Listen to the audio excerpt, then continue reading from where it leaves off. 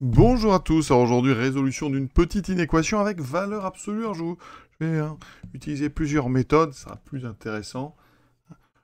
Alors comment est-ce qu'on va résoudre ça? D'abord je rappelle quand même vraiment rapidement que la valeur absolue de grand X, eh bien ça peut être défini par X si X est positif ou nul et moins X si X est négatif. Alors, ce qui concerne ici les deux symboles, supérieur ou égal strictement plus petit, on peut, eh bien, si on veut, ici par exemple, rajouter inférieur ou égal à 0. Ça ne changera pas, parce que de toute façon, 0 égale moins 0.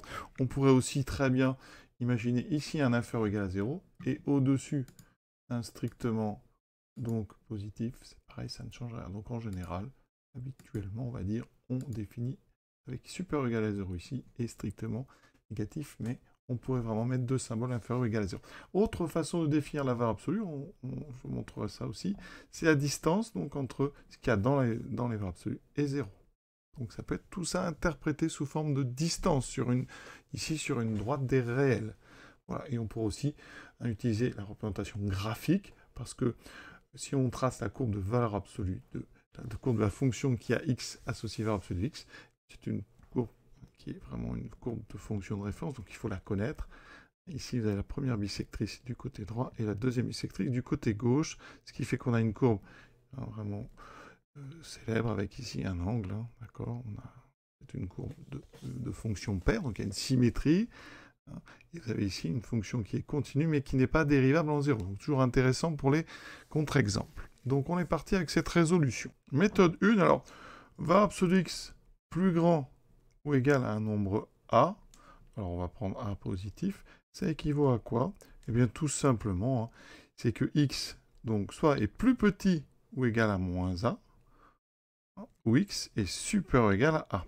Donc ici, eh bien, on peut tout de suite dire x plus 3 supérieur ou égal à 4, ça équivaut à soit x plus 3 est plus petit ou égal à moins 4, ou x plus 3 est supérieur ou égal à 4.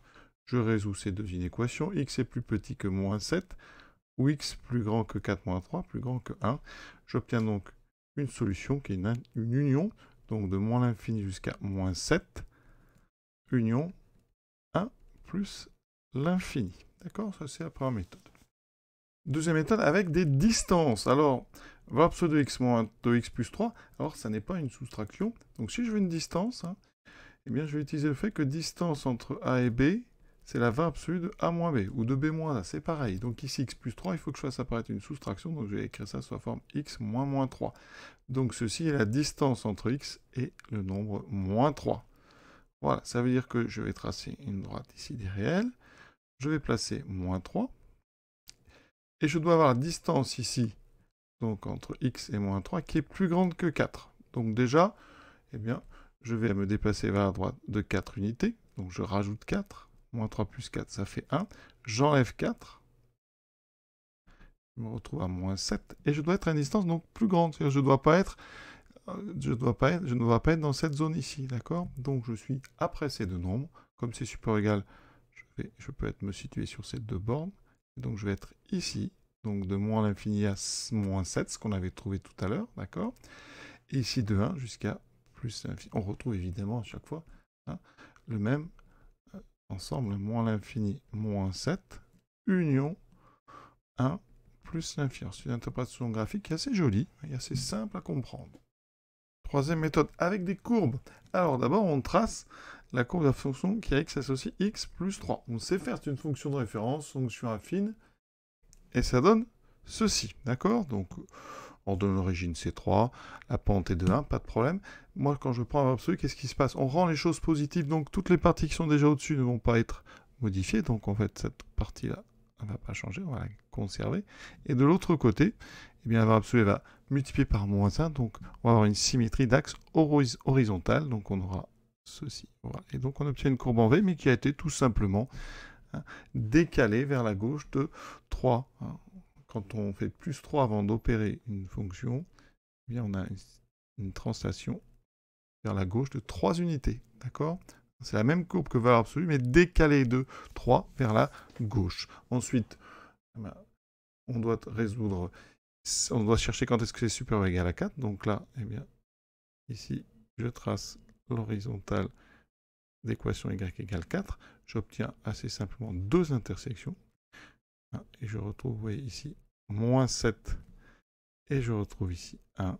Je dois être au-dessus. Donc, ce qui va m'intéresser, c'est toutes les parties donc, qui sont après.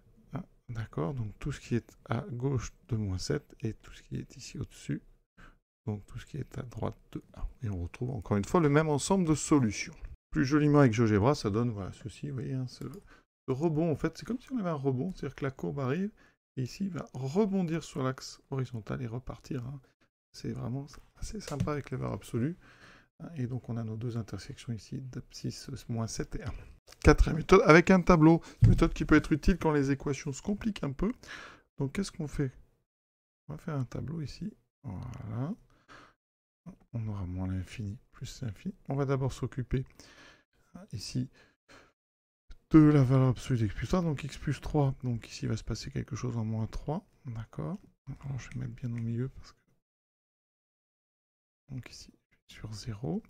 Donc là, je vais avoir moins plus. D'accord. Donc ici, je vais pouvoir donner l'expression de x plus 3. Donc comme c'est négatif, ça sera moins x plus 3. Ici, ça vaudra 0. Et là, ça vaudra x plus 3. Donc mon inéquation, alors, quand on est avant moins 3, elle sera donc moins x plus 3. Donc moins x, on enlève les parenthèses, moins x moins 3 plus grand que 4. D'accord. Ensuite, quand on est après, on aura x plus 3 plus grand que 4. Et sur moins 3, ici, on va avoir donc 0 supérieur ou égal à 4. Alors 0 supérieur ou égal à 4, c'est faux. D'accord? Donc moins 3 n'est pas solution. Ensuite, avant moins 3, je résous l'équation, l'inéquation. J'obtiens ici donc, alors, x plus petit que moins 7. Je vais un peu vite. Et ici, x plus grand que 1. D'accord? Moins 7 étant plus petit que moins 3. Ici, tous les nombres plus petits que moins 7 seront solutions. Et 1 étant plus grand que moins 3, ici je vais garder tous les nombres plus grands que 1. Donc vous voyez qu'ici, je retrouve en fait une union. À gauche, je vais garder tous ceux qui sont de moins l'infini jusqu'à moins 7, puisque je répète, moins 7 est bien dans le domaine moins l'infini, moins 3. Union, ici 1 plus l'infini. On n'a pas pris moins 3 parce qu'en moins 3, l'inégalité est fausse. Voilà une autre façon de résoudre. Alors ça peut servir quand les inéquations sont plus compliquées. C'est-à-dire qu'il y a plusieurs valeurs absolues, par exemple. Donc vous aurez plusieurs domaines sur lesquels vous allez résoudre comme ça plusieurs inéquations. C'est pas compliqué, mais ça peut être assez long. Voilà. Parce qu'il faut d'abord résoudre les inéquations et ensuite, une fois que vous aurez résolu, eh bien, il faudra comparer ici l'ensemble de solutions avec la zone dans laquelle vous vous trouvez. Donc ici, je répète, c'est très simple, mais après, parfois, ça peut prendre du temps. Voilà. On a terminé ce petit exercice. Voilà, j'espère avoir été complet. En tout cas, je vous souhaite une bonne fin de journée et à très bientôt.